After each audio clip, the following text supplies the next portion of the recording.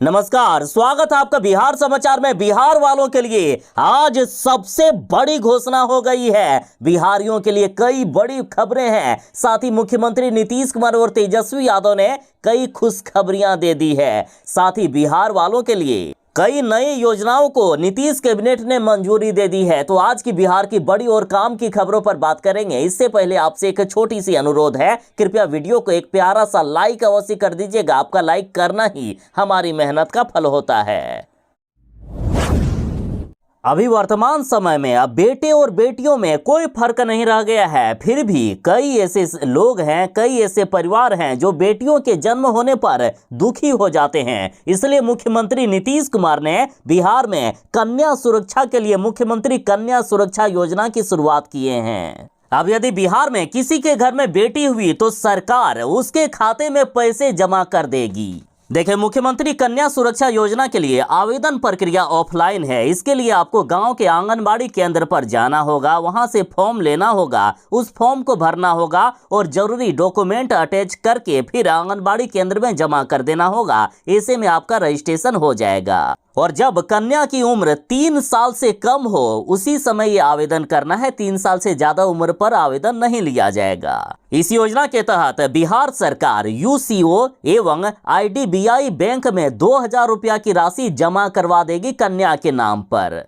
यानी जन्म होने पर 2000 रुपये दिए जाएंगे और जब कन्या 1 साल की हो जाएगी तो 1000 रुपये मिलेंगे। 2 साल की उम्र पर 20,000 रुपये मिलेंगे और जब कन्या 10वीं पास हो जाएगी तब 10,000 रुपये, जब 12वीं पास हो जाएगी तब फिर से 10,000 रुपये और जब ग्रेजुएट हो जाएगी तब 25,000 रुपये कन्या के खाते में जमा हो जाएंगे। यानी यदि बिहार में किसी के घर में कन्या होती है तो बिहार सरकार के द्वारा 50,000 से भी ज्यादा की राशि दी जा रही है।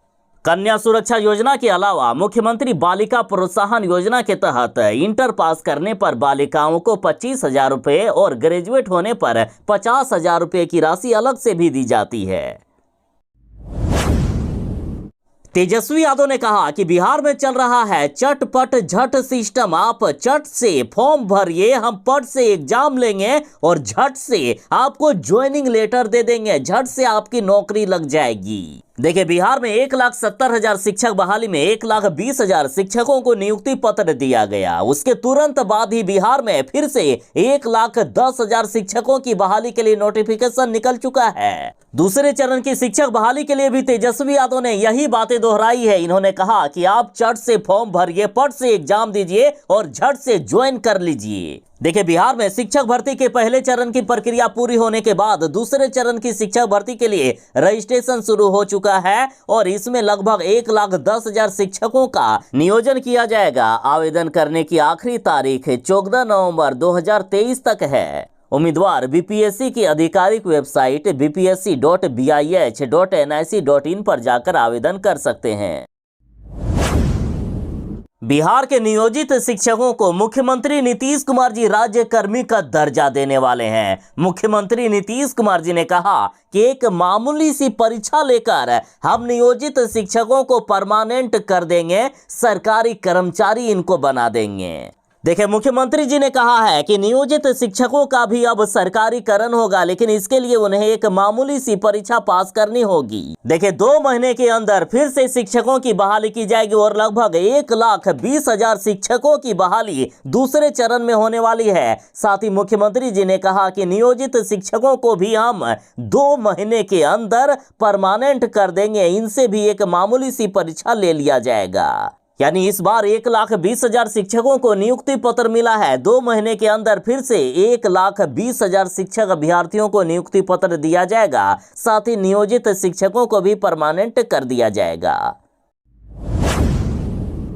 बिहार के किसानों के लिए बड़ी खबर है। बिहार दे रही है 75,000 रुपये तक। किसान आखिर कैसे इसका फायदा उठा सकते हैं, जरा देखिए।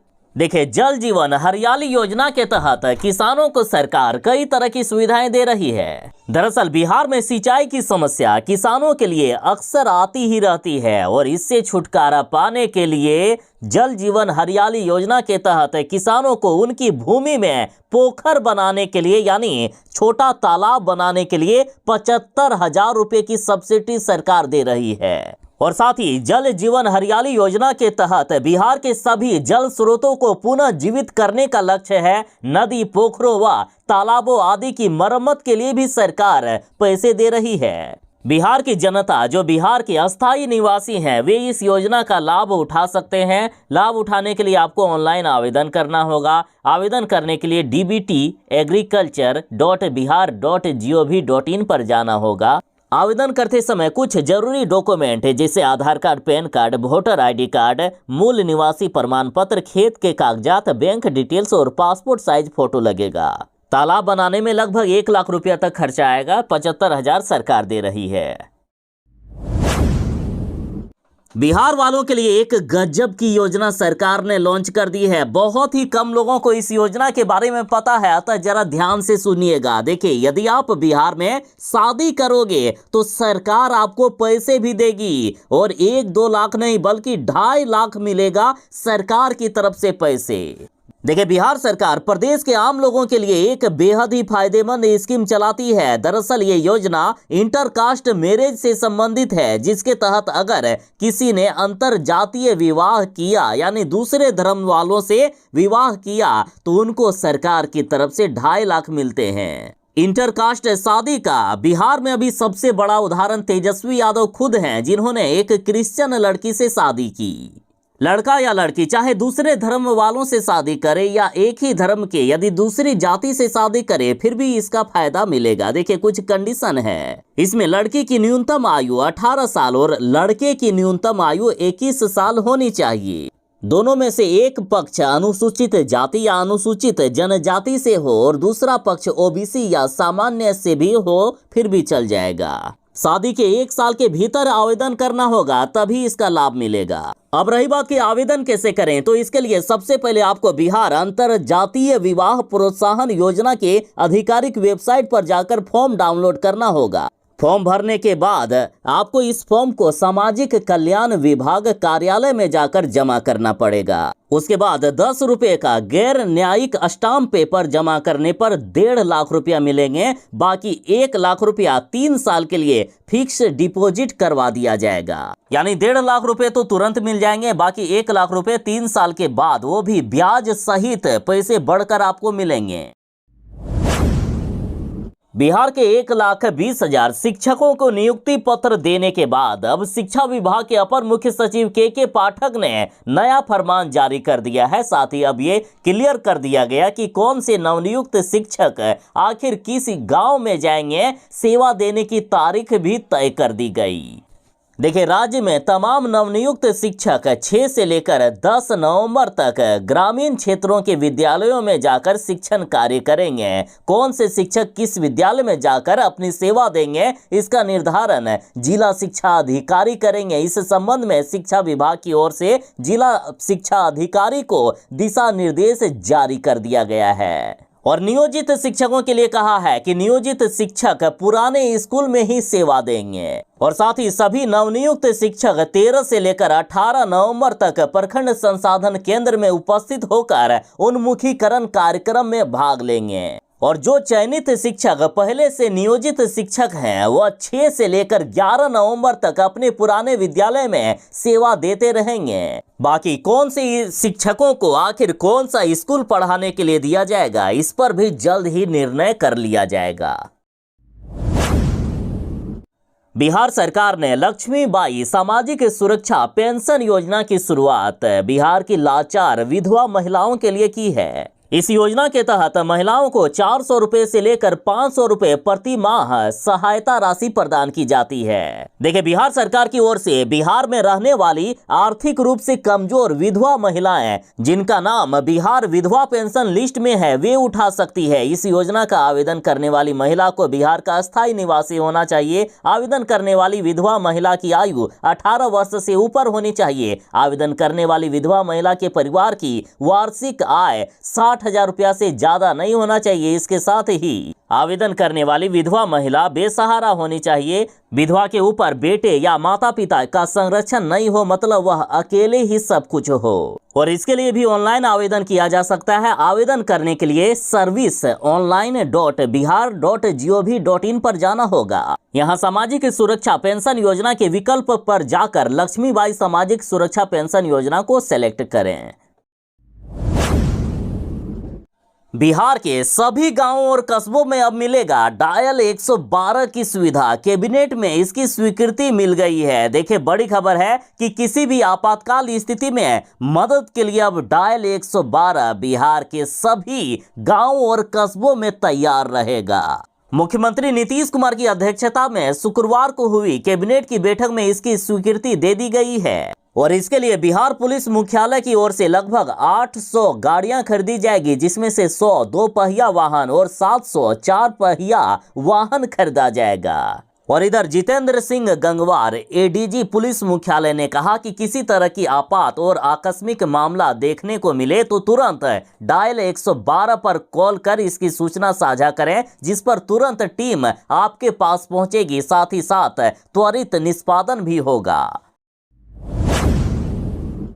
बिहारियों के लिए बड़ी खबर है। 4,706 करोड़ रुपए से हजारों घरों तक पहुंचेगा अब नल का जल। साथ ही बिहार में आशाओं को भी अब अनुदान दिया जाएगा। देखिए, बिहार सरकार ने गैर गुणवत्ता प्रभावित 3,393 छूटे हुए टोलों, बसावटों तथा भूजल गुणवत्ता से प्रभावित 7,326 बसावटों और टोलों में हर घर नल जल योजना संचालित करने का निर्णय लिया है और इस पर कैबिनेट से स्वीकृति भी मिल गई है। इस योजनाओं पर 5 वर्षों के दौरान 4,706 करोड़ रुपए खर्च किए जाएंगे।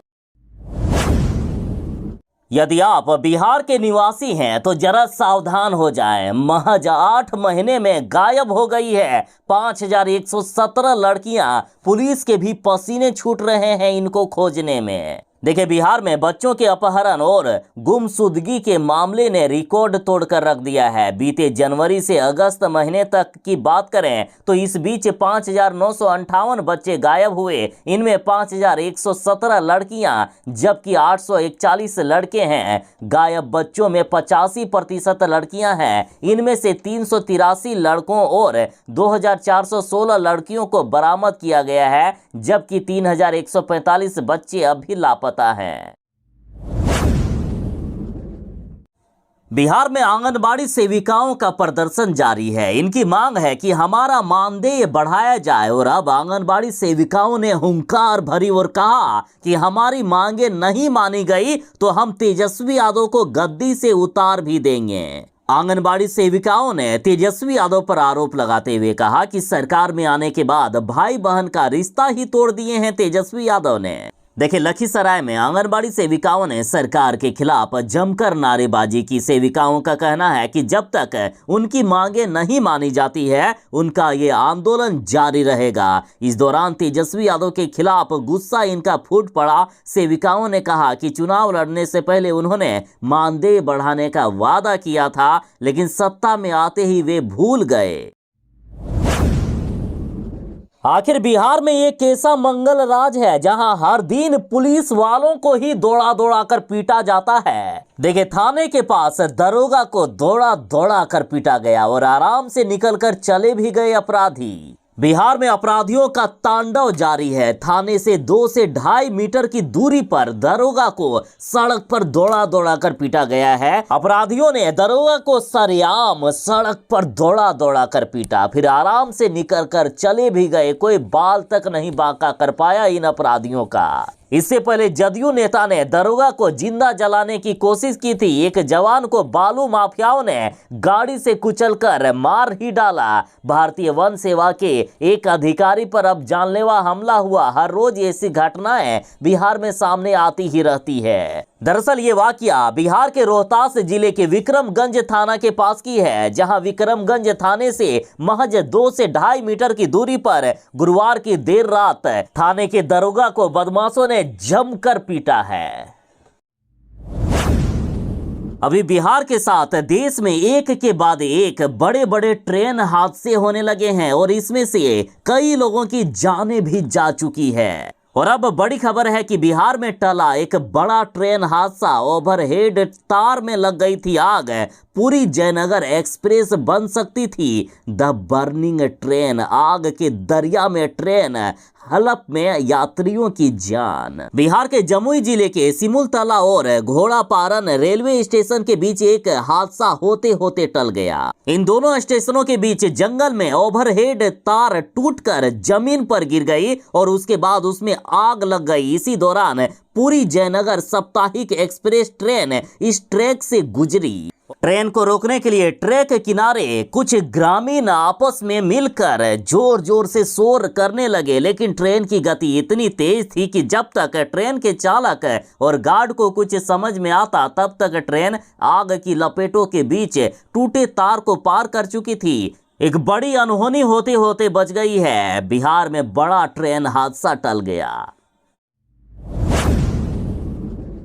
आपने सीरियल में, कहानियों में या मूवी में असुरों को देखा होगा कि किस तरह से असुर आते थे और आम लोगों को मारा करते थे। तो आज के जमाने में असुर है कि नहीं, देखिए इसका खुलासा बीजेपी ने कर दिया है। बीजेपी नेता ने कहा कि महागठबंधन के जितने भी नेता हैं सारे के सारे ये लोग असुर हैं, ये लोग नए जमाने के असुर हैं। और ऐसा बीजेपी नेता अश्विनी चौबे ने कहा है। इन्होंने इंडिया गठबंधन के सारे नेताओं की तुलना असुरों से कर दी है। इन्होंने कहा कि ये लोग असुर मानसिकता वाले हैं, ये लोग दुष्ट हैं, ये लोग आपस में कभी भी एकजुट नहीं हो सकते हैं। समय के साथ कोई बंगाल की खाड़ी में तो कोई नेपाल की तराई में समाहित हो जाएगा। जैसे जैसे चुनाव नजदीक आता जाएगा इनका दर्द भी आपस में बढ़ता जाएगा, ये लोग आपस में ही लड़ने लगेंगे।